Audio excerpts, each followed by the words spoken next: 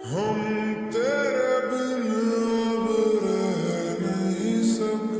আপন, কি অবস্থা তোমার? এই তো ভাই আলহামদুলিল্লাহ। তোমার বন্ধু ইয়াসের কি খবর?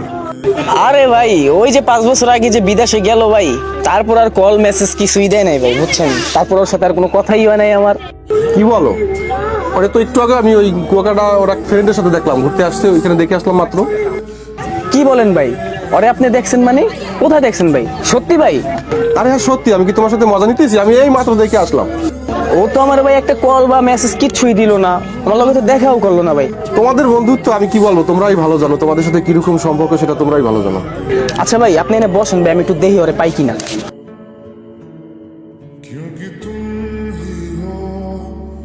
ইয়াস, এ ইয়াস, কি রে মামা, কেমন আছিস মামা? আরে দোস্ত আমি আপন। ও আচ্ছা, কিছু বলবি? আরে তুই বাংলাদেশে আইসোস একটাবার তো জানাইলি না, বুঝলাম না কিছু। ভাই তুই কে যে তোরে বলতে হইব বল? এখন আর আগের দিনগুলো আছে? এখন তুই তোর মতো, আমি আমার মতো। আমি থাকি কোথায়, তুই থাকিস কোথায়? আমি হঠাৎ করে একটু গ্রামে আসলাম, একটু ঘুরতে আসলাম কুয়াকাটা। আমার বন্ধু এই যে, ওকে নিয়ে আসলাম। আরে মামা তুই এগুলা কি বলতাছিস? আর আমি কি বলতেছি মানে, তুই এইভাবে পাবলিক প্লেসের ভিতরে এইভাবে জড়াই ধরে কেউ কাউরে, মানে কিরকম তোদের সেন্স কিরকম আমি বুঝি না। এই আরিয়ান চল তো এখান থেকে। এই বেটা কিছে, কথা বলবি না? দেখ এখন আর আগের মতো নাই। আয়।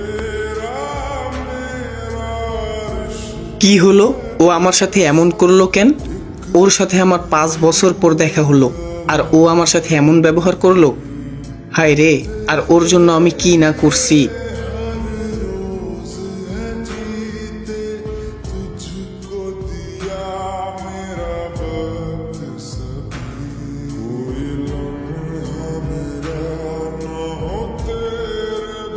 কি আপন, তোমার বন্ধুর সাথে দেখা হয়েছে? হ্যাঁ ভাই হইছে, কথা হয়েছে? হইছে ভাই।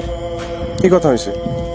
আরে ভাই কি কথা হইছে কি বলবো, যেই বন্ধুর লাইগা 5টা বছর আগে ভাই আমার নিজের মায়ের স্বর্ণ আমি বন্ধক রেখে ওরে টাকা দিছি, ও সেই টাকা দিয়ে ভাই বিদেশ গেছে।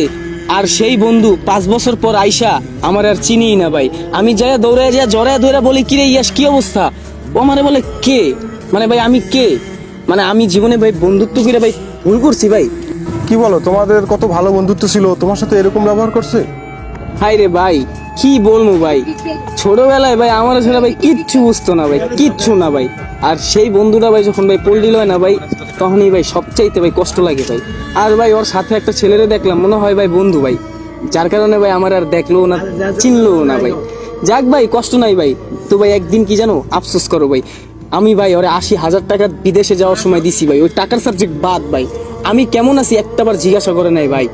এরকম বন্ধু থাকার চেয়ে না থাকাই ভালো ভাই। তো ভাই ওর কথা বাদ দাও। ঠিক আছে বাদ দাও, মানুষ মাত্রই পরিবর্তনশীল।